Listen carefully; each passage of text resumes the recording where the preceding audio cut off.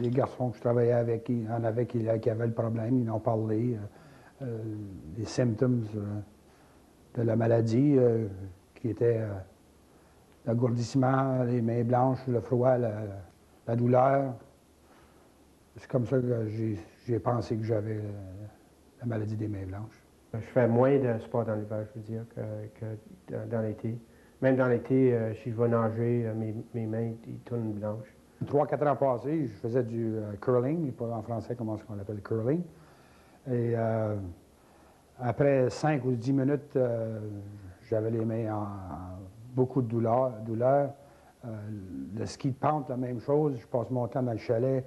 J'ai venu à un point, j'ai dit, bien, c'est assez, je vais aller voir un médecin. Et le médecin m'a envoyé prendre des examens. Ils m'ont dit que j'avais les mains blanches. So what is hand-arm vibration syndrome? Qu'est-ce que la maladie du marteau pneumatique?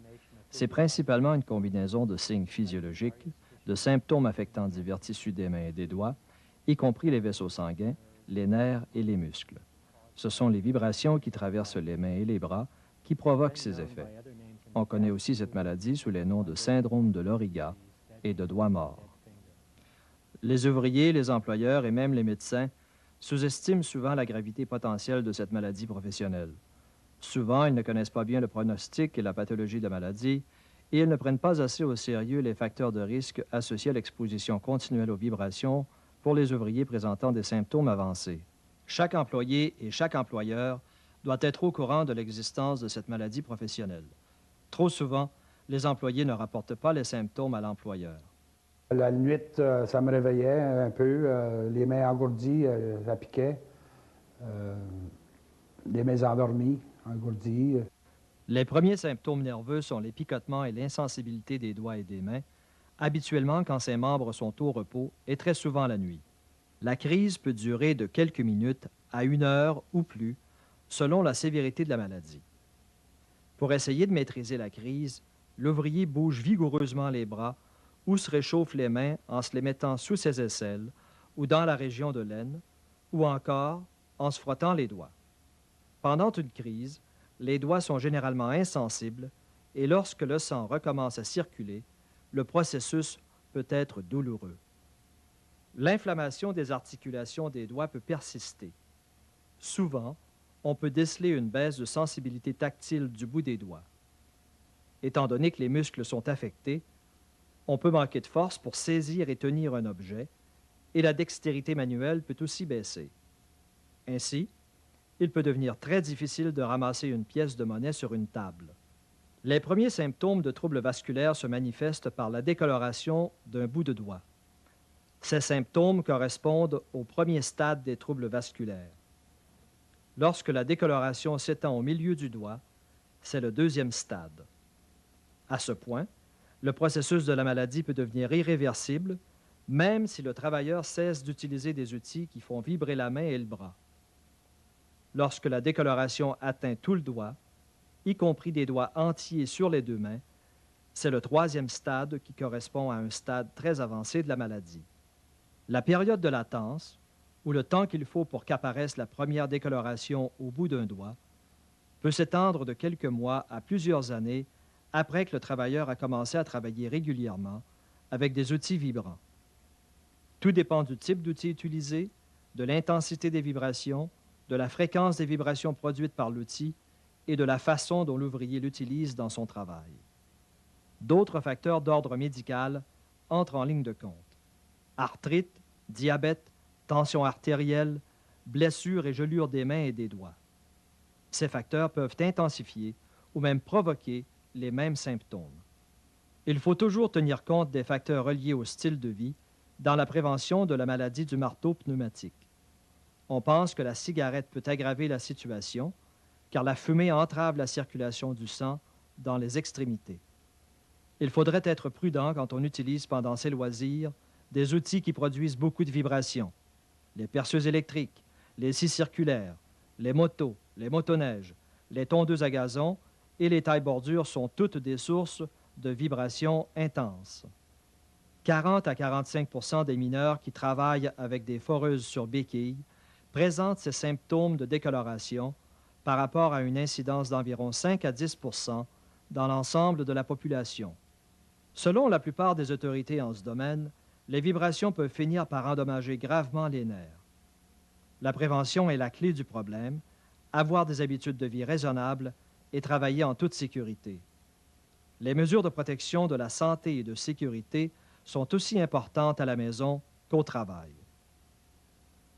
Protégez-vous en adoptant de bonnes habitudes de travail.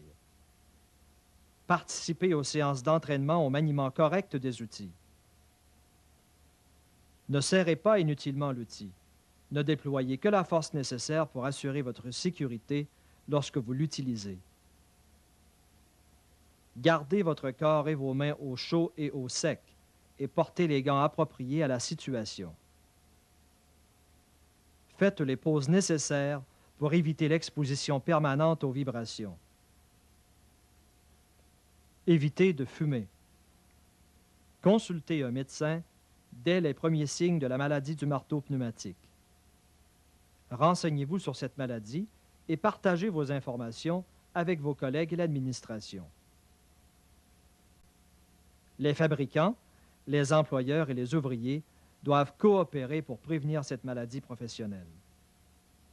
Si nous partageons nos connaissances et nos ressources, les fabricants pourront concevoir du matériel efficace. Les employeurs pourront offrir une formation améliorée et les employés bénéficieront des deux.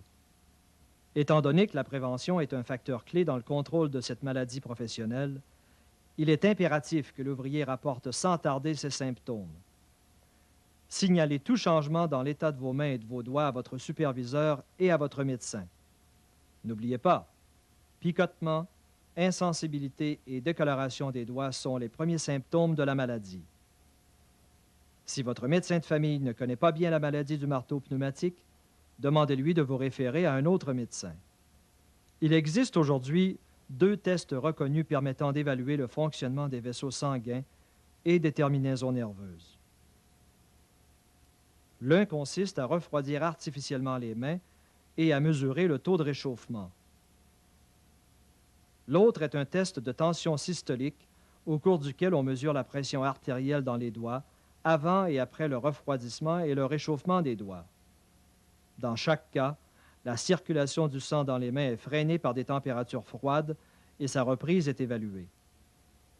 Ces tests sont sûrs à 70% pour confirmer les symptômes et mesurer les dommages. La recherche continue car l'industrie essaie d'introduire du matériel et des outils de mieux en mieux conçus. Les laboratoires de recherche minière du Centre canadien des techniques des minéraux et de l'énergie, CADMET, en collaboration avec le Conseil national de recherche et l'Institut de recherche en santé et sécurité au travail, tous ces organismes travaillent à l'élaboration d'outils et de matériel vibrant toujours plus sûrs. Les progrès continuent dans la fabrication des poignées d'amortissement des vibrations, des gants anti-vibration, et on revoit la conception du matériel afin qu'il produise un minimum de vibrations. Les employeurs et les employés doivent partager les renseignements sur la maladie du marteau pneumatique et les outils vibrants et élaborer des programmes efficaces de formation et de prévention. Les ouvriers doivent prendre sans tarder les mesures nécessaires pour corriger les défauts ou le mauvais fonctionnement des outils. L'usage de gants isolants peut aider à réduire les vibrations et à garder les mains au chaud et au sec, ainsi qu'à éviter les coupures et les lacérations. Lorsque vous manipulez un outil, n'appliquez que la force suffisante pour le faire fonctionner en toute sécurité. Laissez l'outil faire le travail, pas votre corps, et essayez de maintenir une posture qui vous permette de travailler sûrement et aisément. Quitter le travail ne signifie pas quitter le danger. Les mesures de sécurité valent autant au travail qu'à la maison.